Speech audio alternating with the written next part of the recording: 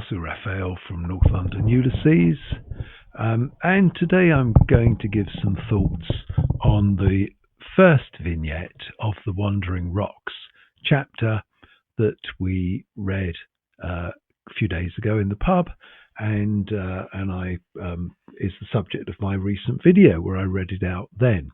So we're on page 280 in the Penguin, and this chapter is quite different to anything we've experienced before in a number of respects. First of all, it is spatial rather than chronological. We learn as we go along. It doesn't necessarily occur to us in this first vignette, but as they develop, we realize that they're actually taking place at the same time. And we realize this because there are little clues that Joyce drops in each of them that sort of associate them together, and one realizes that actually this is not one thing following another. Nacheinander, in the words of using the vernacular of the Proteus chapter, that German word that ran through Stephen's head, i.e. One thing following after another, time. Words, language, poetry. You hear one word, then you hear the next word. No, this is more akin to nebeneinander, where one is observing different objects alongside each other, sort of in space. In Finnegan's Wake, much more is made of the fact that what we see is actually a set of still images that the brain processes and puts together, because it uses time and it runs one after the other, but actually everything we see is a frozen still image. Here we've got 19 of them. It's as though we have a bird's eye view over Dublin, and at around 3:15 in the afternoon these events are taking place at the same time. I think it's relevant that we start with one concerning a clergyman, and we finish with the Viceroy of Dublin. So we've representative of God and Caesar. Start with church, finish with state. These are Stephen's two masters, one Italian, one British, of which he spoke to Haynes in chapter 1. Let's start with the church. And I suppose I should say that how does, and I think, I suppose it's incumbent upon us to try and form a view as to how Dublin and Dubliners cope with being sort of bookended by church and state. Now, it's called Wandering Rocks. The organ, I think, is stated to be blood, and I think there is reference in there to labyrinth in this schema, and either circulation is stated or we sort of get the feel that we're dealing with circulation. The blood, the lifeblood of the city. We have the natural circulation route in Dublin being the River Liffey. We have man-made circulation routes being roadways, tramways, that sort of thing. Everything that makes the city work. And if we are viewing it from above, it might appear a bit like a labyrinth that traps people, and the paralysis of Dubliners is quite a theme that's been well established in Joyce's books from Dublin onwards. But we shall see whether the city can cope with these sort of blocks that stop it functioning properly. Does the church ease the functioning of the city, or does it hinder it? And the same with the British civil service, the state, the establishment, the British running Ireland. Does that help or hinder? We might consider this as we go along. So we start with We start with John Conmee. I suppose I ought to mention a word about him. If it wasn't for Conmee, this book wouldn't exist. He was a teacher at Clongowes Wood when James and Stanislaus Joyce were sent there when they were very young. It's probably, I'm given to understand, it is either the finest or up there among the finest Jesuit schools in Ireland. And if it's among the finest Jesuit schools, it probably makes it up there among the finest schools.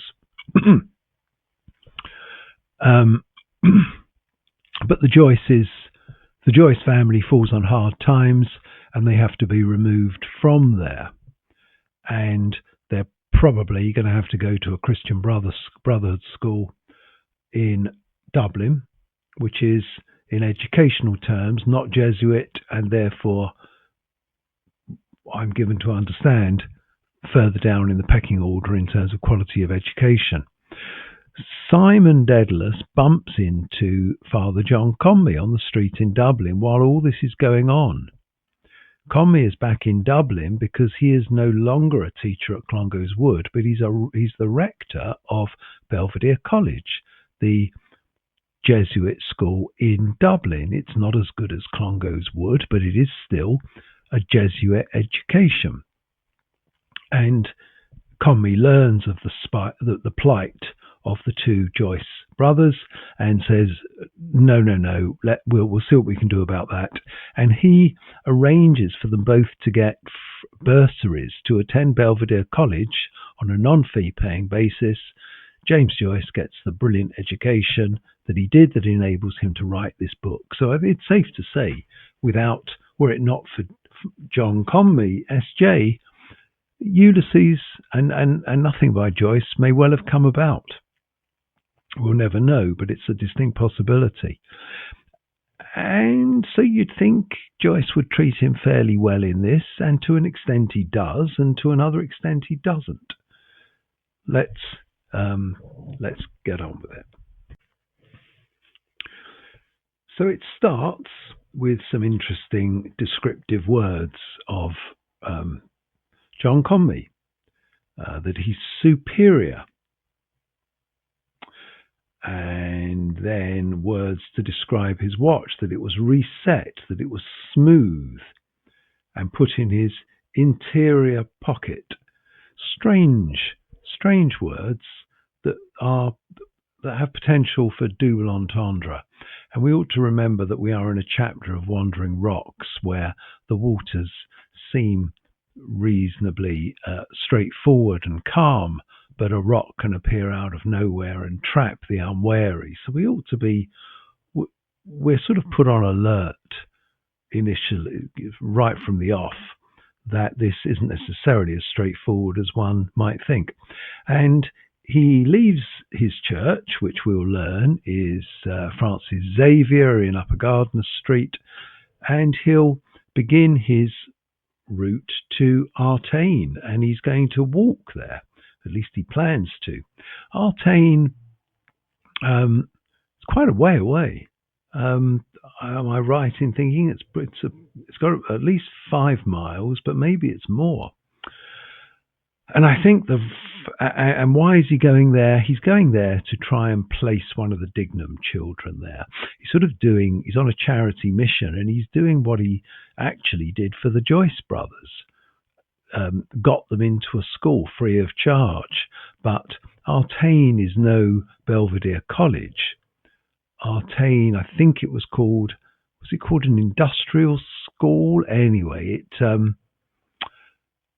I'm not quite sure what sort of reputation it had at the time, but before long it would get rather a nasty reputation, not alone, but among a number of different schools, a reputation for physical abuse and sexual abuse of the poor children that resided there, both at the hands of the clergy that ran the school and inflicted by senior boys upon junior boys. The whole thing was a bit of a mess and became part of the horrific scandal that blew up several decades later. But I fear I don't know if this is why Joyce is mentioning it here, but I fear that people knew at the time, at least rumours of what was going on. It's quite an interesting little programme recently by the Irish journalist Fintan O'Toole. I've kept a note of it here on my phone. It's on BBC Sounds. It's called The Essay, The Little Secrets of Great Works. And and it only came out a couple of months ago, so you'll be able to find it still. This is in 2025. He sort of reminisces, and it occurred to him really as he was reading Ulysses, that this minor character, Patrick Dignam, son of Paddy Dignam, that might be one of the children that John Conmee is trying to place, and how close Fintan O'Toole, the journalist, came to being in the same predicament, and how close he came to ending up in this school, which was a bit of a dead end. Never mind the horrifics that I've just been alluding to, but also a bit of a dead end educationally. Anyway, this is where John Conmee is going, and that sort of sets the scene as well for the vignette, that he thinks he's doing a lot of good for people that need it, but whether he actually is another question. Next paragraph is about a one-legged sailor comes around and is begging for money. Father Conmee had on his person 1 silver crown. That's 5 shillings. So it's quite hard to split that. You're not going to give a beggar 5 shillings. So I do understand that he didn't. And also I believe that Jesuits are only supposed to carry the money that they need for the day. So it wouldn't have been spare, but it was quite an amount nonetheless.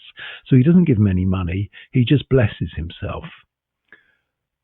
He has said he's going to walk to Artane. So it's not as if he needs the fare, but then he's got to get back. And it is quite a walk. I also noticed that 5 shillings is the precise amount that Bloom, we will learn, pledges towards a fund for the Dignam children. So I don't know if it's significant that this is the same amount, but Father John Conmee keeps it secure in his pocket and gives the beggar nothing but a blessing. And then he thinks about soldiers and sailors whose legs have been shot off by cannonballs. So one therefore assumes, and I think in a vignette or two further down from the song that he sings, it's quite likely that he's been fighting for the British, probably in the Boer War. So it puts me in mind of The Absent-Minded Beggar, the Kipling poem that Stephen made reference to in Scylla and Charybdis. He then bumps into the wife of Mr. David Sheehy. Sheehy, if I'm not mistaken, was a nationalist MP.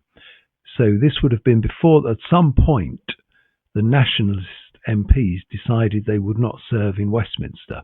Clearly this was prior to that point, if indeed he is nationalist, because that's where he is. Parliament is still sitting. I draw to your attention the slightly strange form of narrative at the top of page 281. Father Conmee was wonderfully well indeed.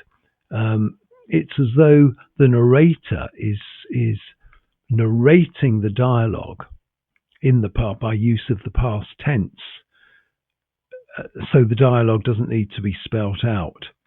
It's as though the narrator here is really saying, I'm in charge here, and I'm completely controlling affairs, and there will be a bit of actual dialogue. For example, the line above, very well indeed, Father, I knew, Father. That was dialogue, that was actually said, but now the narrator is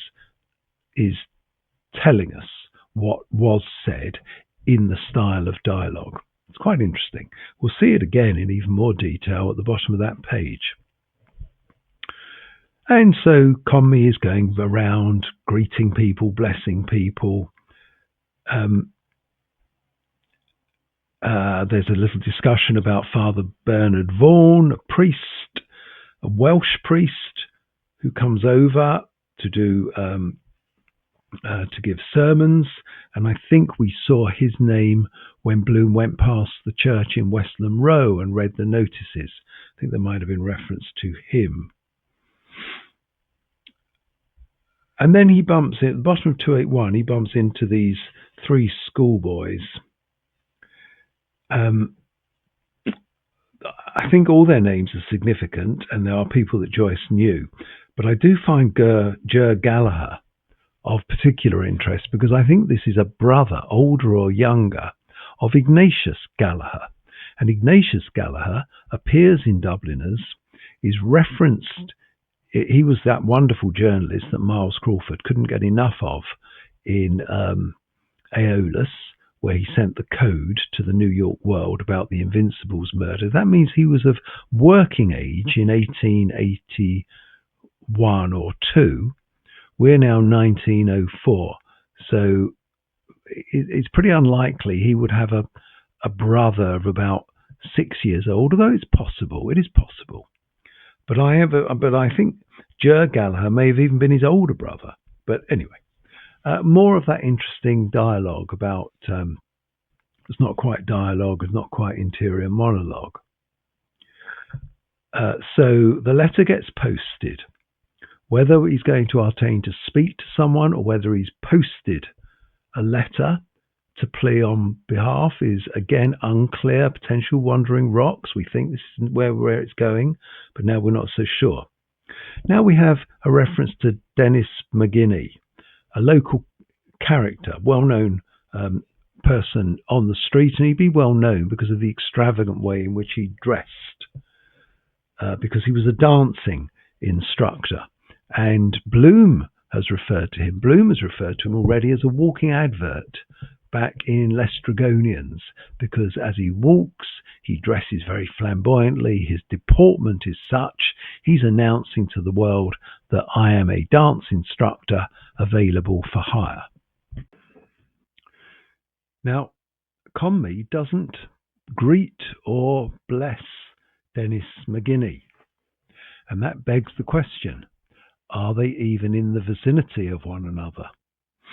There's no reason why they should be. There's nothing connecting Mountjoy Square East and the conversation with the three schoolboys with Dennis McGinney, and there's nothing connecting him with Mrs. McGuinness, who comes next. I'm not quite sure where Dignam's Court is. It may be on Father Conmee's route, but I think as we go through this chapter, we will realise that certain paragraphs just appear and pop up as wandering rocks, and they don't necessarily belong. Sometimes they are to make us link one passage with something else. As I've said, things are happening at the same time in different parts of the city. Sometimes they're a memory of something that doesn't belong there at all in space. It belongs there in time because it's a memory of that character at the time. So there's various tricky bits, and that might be one of them. Right, but we do know that Conmee sees Mrs. McGuinness, who dressed up very nicely, but it turns out she's a pawnbroker. He then, top of page 283, he goes past a Protestant church because he says, but one should be charitable, invincible ignorance. They acted according to their lights. So they're not setting out to be bad, but they're just a bit ignorant. They've fallen off of the right path, the Catholic path. He then has a thought about a tram line. He's only just started walking and suddenly he's thinking about getting a tram. So, Artane is a long way off. I think Bloom had the same thought in a pretty similar spot as he joined the North Circular Road back in Hades. Let's go further down.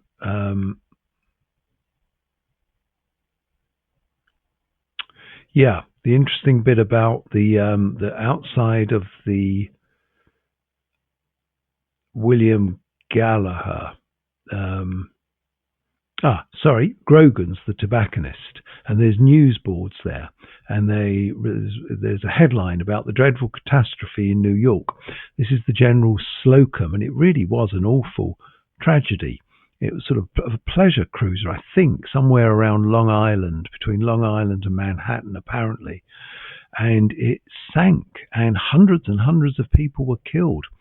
I am given to understand that it is the worst disaster in American history until 9/11.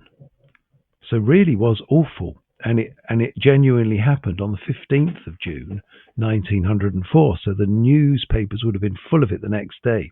And what is his thought? Well, it was absolutely terrible, simply dreadful, but those things keep happening in America, he thinks, and an act of perfect contrition. So it's almost as though he had to say, well, at least they knew as they were going down, they would be able to be properly blessed. And, that's what he's thinking about. He's thinking about their souls rather than this awful thing that is happening to them.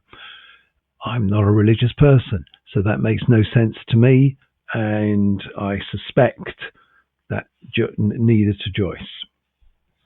Let's keep going. He 283 over to 284. He passes a funeral establishment, H.J. O'Neill's, and there's Corny Kelleher, who we'll remember from Hades, who works there, and he's totting up figures while he's in a notebook, while he's chewing on a blade of hay. And as Conmee walks past there, he then goes past a constable on his beat, who salutes him and gets saluted in turn. Goes past the butchers, goes past, what would it be? Would it be the canal? Would it be the Royal Canal up there? I get mixed up, which is further north, the Grand Canal or the Royal Canal.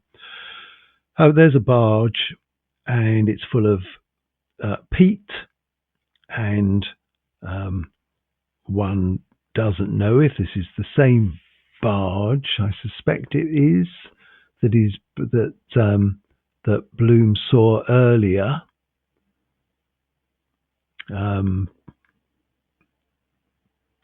We don't know. Right, he gets to Newcomen Bridge and gets on a tram. Why does he get on a tram? Because Mud Island, where the dead was set, the house in Mud Island, it was a bit muddy in those days. Now it's all reclaimed land, but not then. And it was very muddy, the dingy way. So he didn't want to go on foot through that area. So he gets on a tram. And he then does break up his crown, because he gets 4 shillings, 6pence and 5 pennies back. I think that means it's a 7p fare, but I'm probably wrong.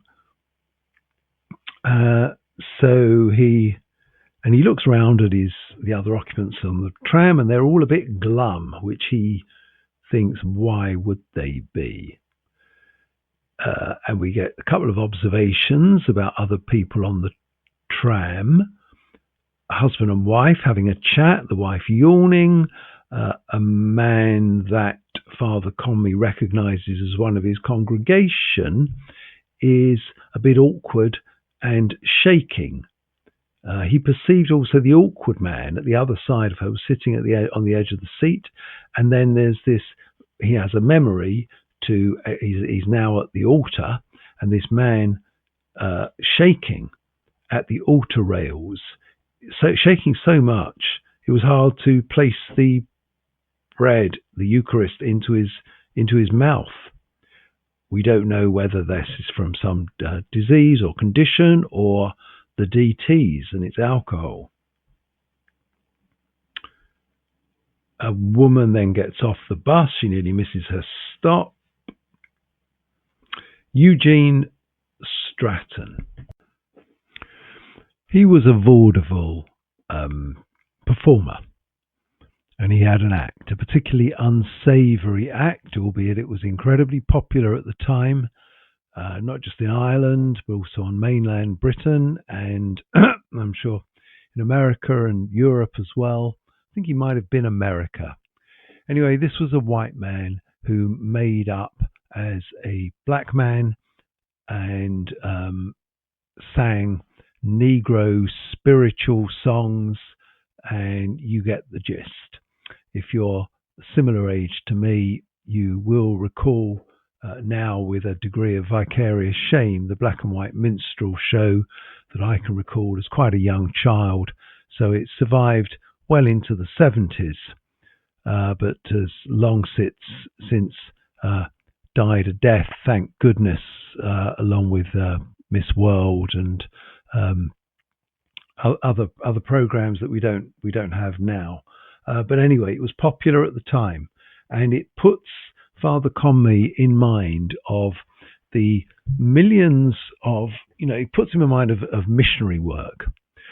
And, this book, here we are in Ireland, the sort of victims to an extent of imperialism, if you like. They are suffering under the hands of the British, and yet are in that strange position, also being part of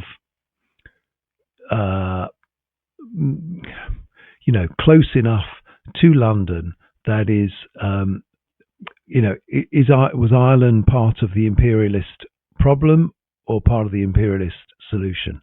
Is it a victim or a perpetrator? Now, it sounds strange me even asking that question. Victim, victim, victim. And yet the sense of missionary obligation was felt pretty strongly in Dublin.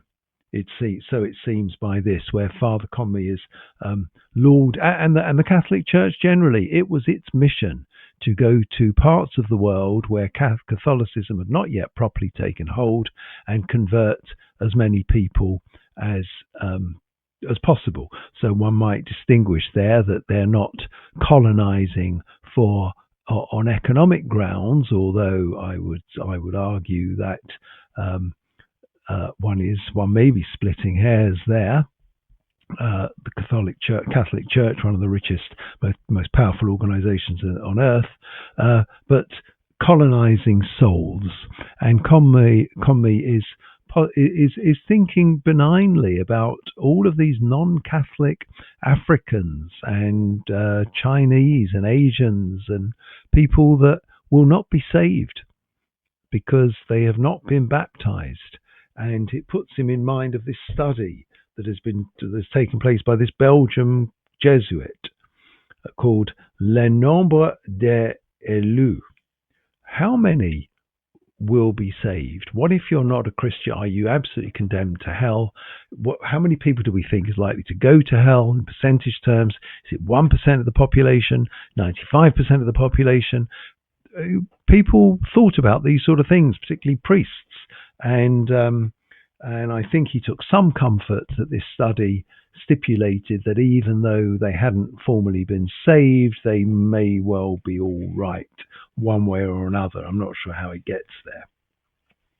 Okay, let's move on.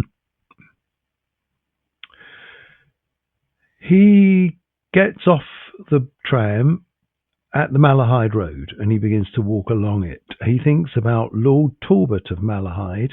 We get into a fair degree of reverie here about aristocracy and adultery over the next couple of pages. And generally speaking, I would say it portrays him as someone reasonably sycophantic to the aristocracy and the status quo and the feeling that that is the natural order of things. And remember that, Joyce felt via Stephen in A Portrait of the Artist that this status quo was part of the net that trapped any creative Irishman, the British, the church, the middle class, the aristocracy. There was great swathes a minority population that were quite happy the way things were in Ireland and weren't looking for anything to change. And the church was part of it. And the church recognised its role in supporting the aristocracy. Would have largely been a Protestant aristocracy at that time. He thinks about his own book. He wrote a book called Old Times in the Barony.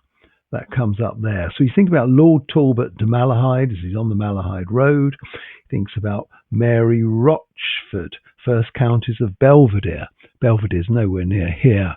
It happens to be the same name as his school, and that she was supposed to have committed adultery with her brother. Sorry, with her brother-in-law, her husband's brother. Reminds us of the Shakespeare stuff we've just gone through. But then he thinks this. He comes out with this Latin phrase, ejaculatio seminis inter vas naturale mulieris, that if ejaculation didn't find its way into the natural female receptacle, then did full adultery actually take place, and then would she have to confess to adultery fully or just a bit of adultery? And I don't know. He seems to be finding an excuse for her. And towards the bottom of 286, he thought of that tyrannous incontinence that men and women have this need to have sex continuously. We have no control over ourselves. We are incontinent. But and even though that is frowned upon, sex within marriage, provided it's there for procreation, is fine. But other than that, it's frowned upon. It's necessary for the production of the continuation of mankind.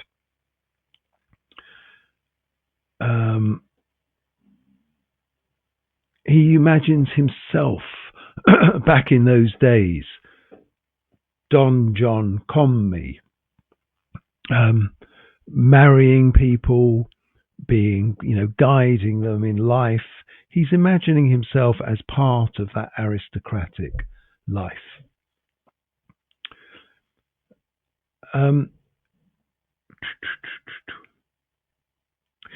There's a paragraph on 287. Father Conmee, reading his office, the office is his breviary, the book that priests are obliged to read every day, watched a flock of muttoning clouds over Rathcoffey. Rathcoffey's nowhere near here. This is nearer Clongo's Wood, as he then thinks. His thin-socked ankles were tickled by the stubble of Clongo's Wood. Well, he left there years ago. So this is a memory. He isn't actually reading his breviary. He is in this reverie, in this dream that he's thinking about. He's walking along a country lane. It reminds him of the country, the stubble of Clongo's Field. But then that makes him think, I ought to be reading my breviary. I should have read Non's, but Mrs. Maxwell, who Dennis McGinney saw earlier, disturbed me, and so I didn't do it. I need to catch up. And he starts to read his breviary as he's walking along. But he then gets disturbed. From the hedge, between a hedge, a young man comes through and almost bumps into him. He's suddenly embarrassed to see the priest. He gets a quick blessing from John Conmee, and then we realize why he's embarrassed, because immediately behind comes a young woman, a little flustered, and removing a clinging twig from her skirt. This vignette concludes with the words, Father Conmee blessed both gravely and turned a thin page of his breviary, sin.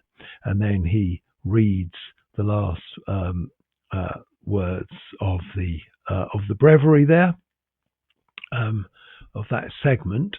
And yes, so one assumes that he thinks that, they've been up to getting up to no good. They've been sinning, and he looks at them quite sternly. Do we detect a note of hypocrisy there when it came to aristocracy? Was he not just earlier mulling over his mind, well, if she didn't commit full adultery, i.e. with ejaculation into her vagina, then was it technically a sin that she needed to confess? He seems to, I'm not sure that was exactly what he was saying, but he seems to be heading in that direction, making excuses when it comes to Mary Rochford, daughter of Lord Molesworth and first Countess of Belvedere, whereas here there have been a bit of canoodling in this field by the looks of things, and he thinks sin. Or does he? I think we need to be a little careful there, and I think the key to this is a little earlier.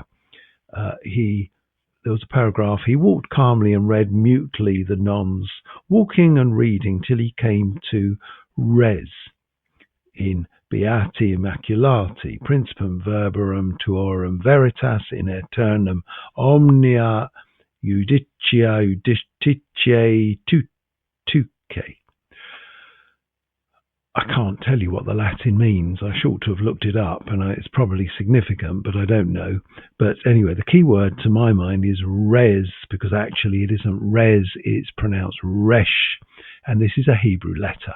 And the breviary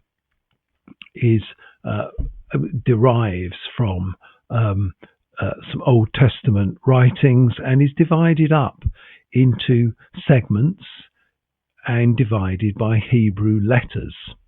And where he's got to in the day is resh.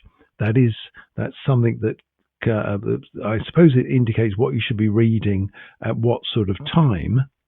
Resh is towards the end of the Hebrew alphabet, so I'm not quite sure why I'd be reading it at 3:15 in the afternoon as opposed to later.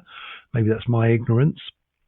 And then over the page, what we assume to be sin is, in fact, it's there in italics, it's part of the breviary, and it's shin.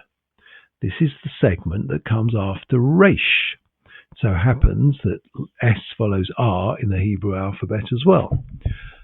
So it's a good sort of example where you think you're going with these chapters in this chapter, but you might be led down a bit of a rabbit warren, and you have to be careful of wandering rocks. So I think I'll pause there. Next time we then get into much shorter vignettes, so I can do 3, 4, maybe 5 of them at once, and I'll give some comments on that. And until then, wish you all well and goodbye.